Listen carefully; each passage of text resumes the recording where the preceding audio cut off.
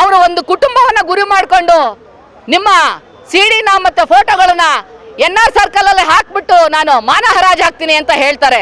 ನೂರಾರು ಸಾವಿರಾರು ಹೆಣ್ಣು ಮಕ್ಕಳ ಮಾನ ಹರಾಜು ಹಾಕಿದಾರಲ್ಲ, ಅವ್ರಿಗೆ ನಾಚಿಕೆ ಆಗ್ಬೇಕು. ಇದರ ಹಿಂದೆ ಇರುವಂತ ಕುಮ್ಮಕ್ಕು ಕುಮಾರಸ್ವಾಮಿ ಅವ್ರದ್ದು ಅಂತ ಹೇಳಿ ಸಾರ್ವಜನಿಕವಾಗಿ ಅವರು ಒಪ್ಕೊಳ್ತಾ ಇದ್ದಾರೆ.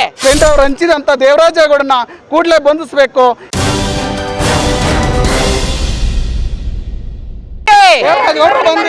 ಬಂಧಿಸಿ ಬಂಧಿಸಿ.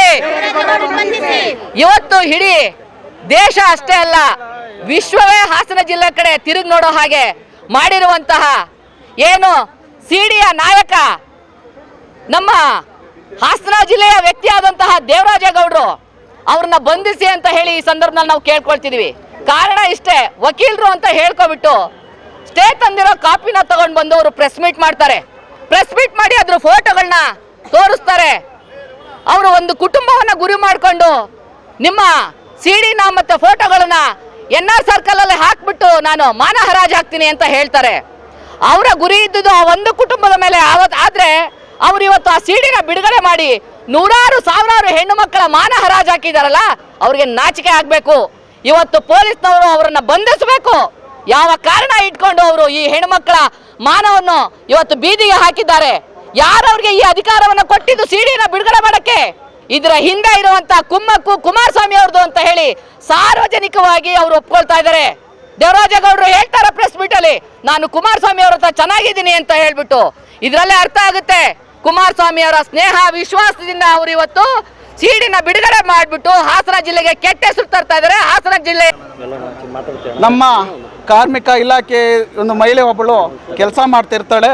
ಆ ಕೆಲಸ ಮಾಡ್ತಿರೋದ ಮಹಿಳೆ ಮೇಲೆ ಪದೇ ಪದೇ ಅಪ್ಪ ಮಕ್ಕಳು ಇಬ್ಬರು ಸಹ ಇವತ್ತು ಅತ್ಯಾಚಾರ ಮಾಡ್ತಾರಂತ ಒಂದು ಆರೋಪ ಇದೆ. ಅವರು ಇಡೀ ರಾಜ್ಯದಲ್ಲಿ ಕಾರ್ಮಿಕ ಮಹಿಳೆಯರೇ ತುಂಬ ಹೆಚ್ಚಾಗಿದ್ದಾರೆ. ಅಂತಹ ಮಹಿಳೆಗೆ ಇವತ್ತು ಈ ದಿನ ಇವರು ಅಂಥವ್ರನ್ನೇ ಬಿಡದ ರೀತಿ ಬಲಾತ್ಕಾರ ಮಾಡಿದ್ದಾರೆ. ಇದು ನಮ್ಮ ಕಾರ್ಮಿಕ ಇಲಾಖೆಯವರು ಕೈಕಟ್ಟಿ ಕೂರಬಾರ್ದು, SIT ಅವರು ಕೈಕಟ್ಟಿ ಕೂರಬಾರ್ದು. ಇದಕ್ಕೆ ಯಾರು ರೂವಾರಿಗಳು ಅಂಥವನ್ನ ಕೂಡಲೇ ಬಂಧಿಸಬೇಕು. ದೇವರಾಜೇಗೌಡ ಅತಿ ಹೆಚ್ಚಿನ ರೀತಿ ಅವರು ಈ ಆರೋಪ ಮಾಡಿದ್ದಾರೆ.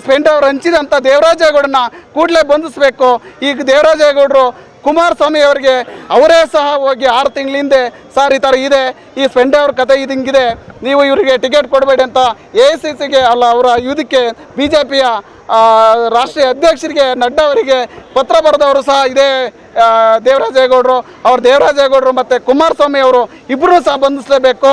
ಇದು ನಮ್ಮ ಕಾರ್ಮಿಕ ಮಹಿಳೆಯರಿಗೆ ಅನ್ಯಾಯ ಆಗಿದೆ, ಇಡೀ ರಾಜ್ಯದಲ್ಲಿ ಅನ್ಯಾಯ ಆಗಿದೆ, ಇಡೀ ರಾಷ್ಟ್ರದಲ್ಲಿ ಅನ್ಯಾಯ ಆಗಿದೆ.